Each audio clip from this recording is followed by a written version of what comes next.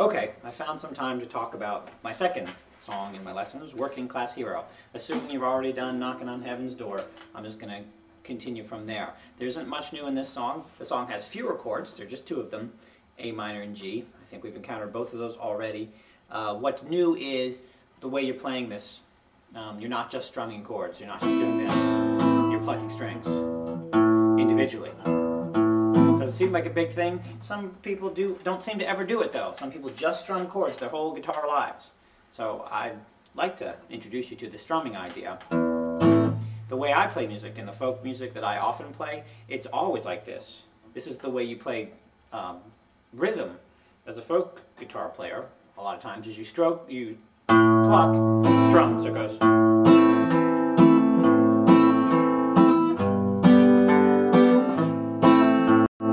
And that's not hard at all, but some people never do it, and then they're missing out on a part of guitar playing. So this song is good for introducing this very simple idea that it just takes a little bit of practice to get down. Also, one other thing in this song is a hammer-on. Hammering on a note, an important skill as well, takes more practice to nail it. A hammer-on is essentially this. You pluck a string, say this one, the D string, the third from the fattest one. And then, so there's a D, and now I whack that string with my finger. I just hit it. Like that, and I get the note that is fretted there. So in this case, an E. Works anywhere. So that'd be the E string, hammered on the G.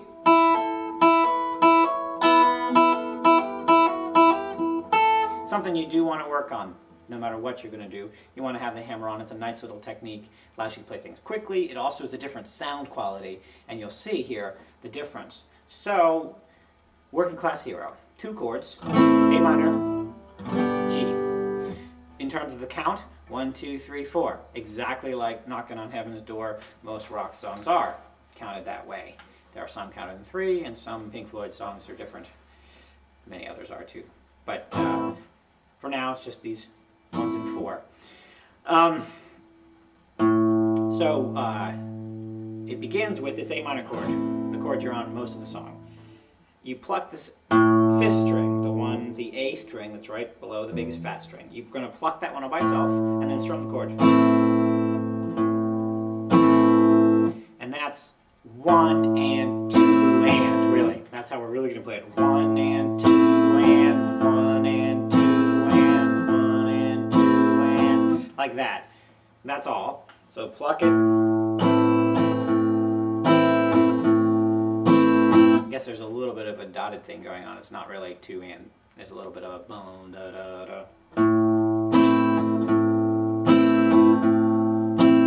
So work on that, make that go. And then when you've got that, move on to the hammer-on. So the second part of that count of 4, that was just the 1, 2 and. We still have the 3 and 4 and to go. So I've done the 1 and. I didn't play on the and of the 1. That's just sitting there. 1 and 2 and, like that. There's the 3 and 4 and to go, and that's where you'll find the hammer-on.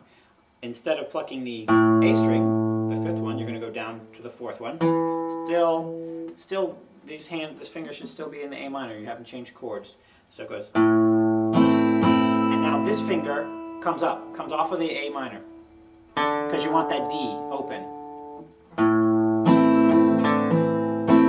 And there was the hammer-on. So it would sound like this without the hammer-on if I just played it by putting my finger there instead. It would go.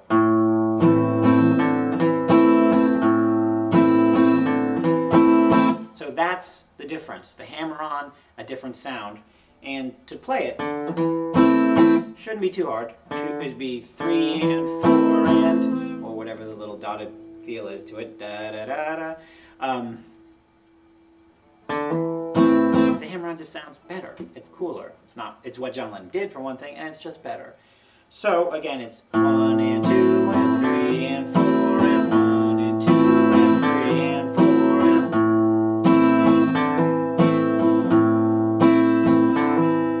and. Notice the strums are on the 2 and the 4 and. So 1, 2 and 3 and 4 and. You want those strums too. Da da da da da da, like that. Okay? That's really all there is to it. You still have to do the G chord. It comes in the third measure, the third time through of doing that. So you're going to have one of these. Then again. Now the G chord. And on the A minor. But notice the G chord also has that pick. On the 1, it picks out the G note. That's the big fat string at the 3rd fret. But it's the same rhythm. Bum, da, da, 1, 2, and then the A minor 2. So it goes.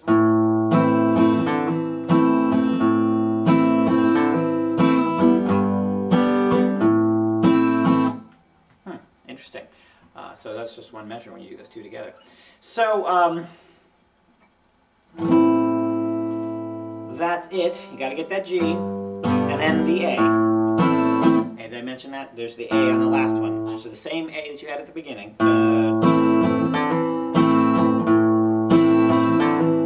Now the G, and on the A.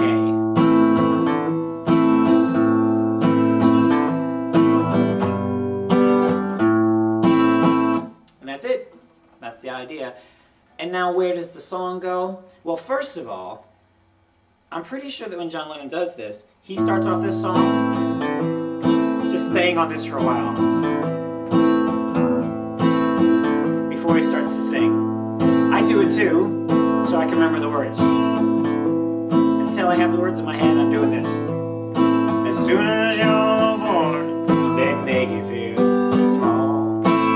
So here's a song where all of the singing basically starts on the 1. Let's do that again. As soon as you're born, they make you feel small. Then again, by giving you no time instead of it all.